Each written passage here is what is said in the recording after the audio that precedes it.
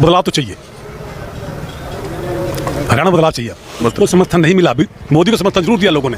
मोदी को सेंटर में लाना, स्टेट बदलनी है। भ्रष्टाचार तो हुआ, सरेआम धांधलेबाजी हुई। यहाँ इतना पैसा आता कहाँ जाता है? आप पानीपत में पहली बार आए हैं या पहले भी कभी 2, 4, 5 साल कुछ आपको बदलाव दिखा? ये पानीपत की जनता आपको ज़्यादा बेहतर बता सकती है, क्योंकि आप यहाँ के मूल निवासी नहीं हैं। लेकिन पानीपत में बहुत बदलाव आया है, पानीपत में बहुत परिवर्तन हुआ है। ये विपक्षियों का एक दुष्प्रचार है।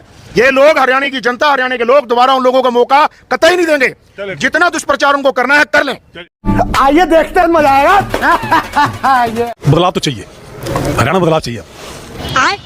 एक बात बताओ, कहते हैं कि ये करनाल पानीपत ये जो बेल्ट जीटी रोड का है, जिस पे पंजाबी ज़्यादा है, खट्टर साहब भी उसमें आते थे, तो उन्होंने बीजेपी का पिछले 2-3 चुनाव में ज़बरदस्त समर्थन किया।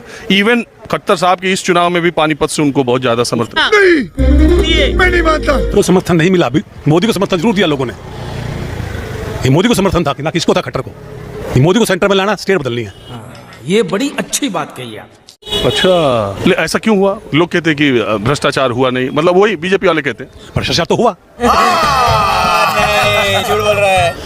यहाँ एक निगम में आरडी बना जाओ, ठीक कराने के लिए 20,000, फिर गलत नंबर डल गया उसके 20,000 दो जी, फिर चक्के खाओ, नहीं तो दलालों से बात करो।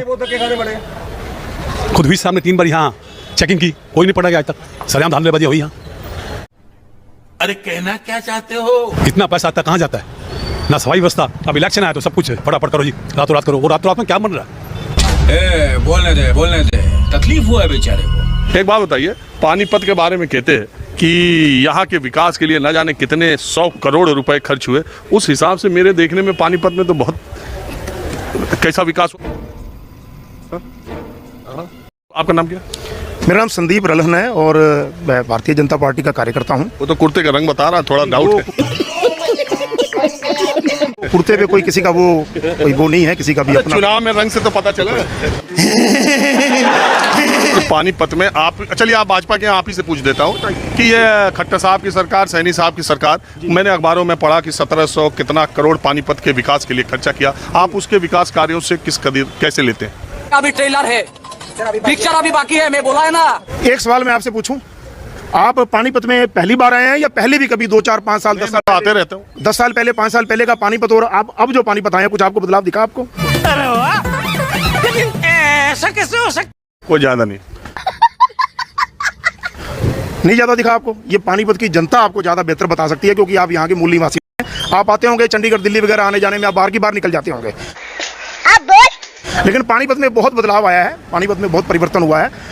ये विपक्षियों का एक दुष्प्रचार है, जो उन्होंने थोड़ा सा, हो सकता है कहीं उनको सफलता, यूपी में उनको थोड़ी बहुत सफलता ये लोगों को बहला फुसला करके और थोड़ा भरम फैला करके मिल गई है। नहीं।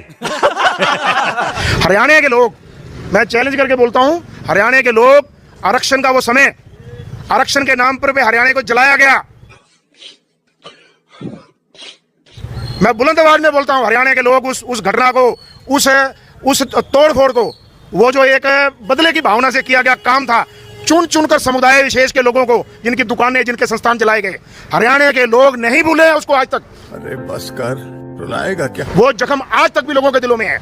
ये लोग, हरियाणा की जनता, हरियाणा के लोग दोबारा उन लोगों को मौका कतई नहीं देंगे। जितना दुष्प्रचार उनको करना है कर लें। ये कह रहे हैं आप दिल्ली चंडीगढ़ आते होंगे, आपको पानीपत का बदलाव नहीं दिखा। आप ईमानदारी बताओ, आप पिछले 5-10 वर्षों में पानीपत में विकास में क्या क्या आपको ऐसा दिख रहा है जो एकदम दुनिया बदल सी गई? Good question. देखो, बदलाव तो थोड़ा बहुत हुआ है, लेकिन इतना नहीं हुआ जितना पानीपत का रुतबा है काम के नाम के हिसाब से। तो बताओ, बताइए, अब पूरे विश्व में पानीपत का नाम है, उस वहाँ पे पानीपत को चमकता हुआ होना चाहिए शहर। देखता हूँ, मन को इतना संतोष होता है। आप बता दीजिए कितना बदलाव हुआ? थोड़ा सा हुआ, ज्यादा नहीं। आगे ना, थोड़े से भी आगे ना। अब आए ना लाइन पे।